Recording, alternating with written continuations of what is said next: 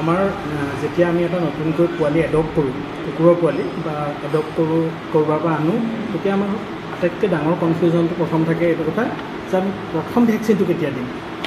আগৰ পৰা এটা কিবা বিশ্বাস চলি আহিছে বা দুই এজনে এটা এনেকুৱা ধৰণৰ কথা এটা আমাৰ মাজত প্ৰচলন কৰাই থৈছে যে 3 মাহৰ আগতে কুকুৰৰ পোৱালিটোৰ ভেকচিন দিয়া নাযায়।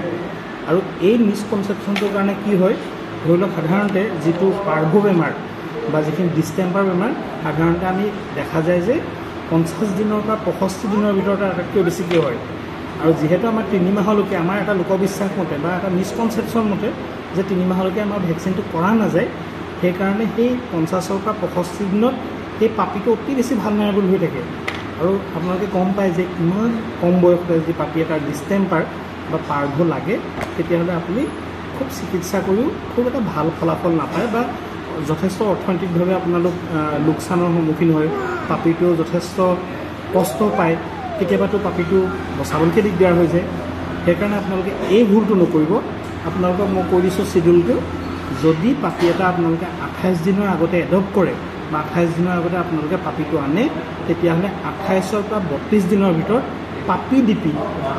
পাপি ডিপি নামৰ যিটো ভেকচিন বা আপোনালোকে যোগাযোগ কৰক আপোনাৰ ভেটেৰিনেৰিয়ানৰ লগত, সেই ভেকচিনটো 28 দিনৰ পৰা 32 দিনৰ ভিতৰত প্ৰথমটো দিব লাগে।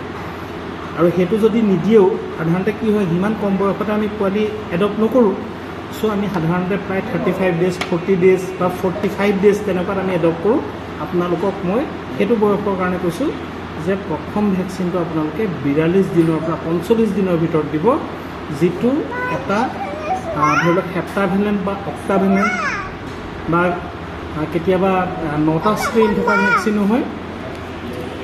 এই ভেকচিনটো আপোনালোকে 42 পৰা 45 ডেজৰ ভিতৰত দিয়াই ল'ব। আৰু এই ভেকচিনটোকে আপোনালোকে আকৌ 72 দিনৰ পৰা 75 দিন, প্ৰথম ভেকচিনটো দিয়াৰ 28 দিনৰ পিছত আকৌ আপোনালোকে দিব লাগিব। এই ভেকচিনটো হৈছে পাৰ্ভো, ডিষ্টেম্পাৰ, হেপাটাইটিছ, এডিনোভাইৰাছ এনেকুৱা ধৰণৰ এগাল বেমাৰৰ এগেইনষ্টত দিয়া যায়। এই ভেকচিনটো আপোনালোকে 42 পৰা 45 ডেজৰ ভিতৰত দিব। আৰু বহুতে সুধি থাকে যে ৰেবিজটো কেতিয়া দিব।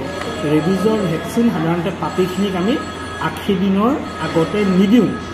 80 দিনৰ পিছত ৰেবিজৰ প্ৰথম ভেকচিনটো দিয়া যায় আৰু তেনেকৈ 28 পৰা 30 দিনৰ পিছত ৰেবিজৰ ছেকেণ্ড ভেকচিনটো দিয়া যায়। গতিকে আপোনালোকে জাষ্ট এটা কথাই মনত ৰাখিব, সাধাৰণতে ইমান সৰু পোৱালি কোনেও নলয়।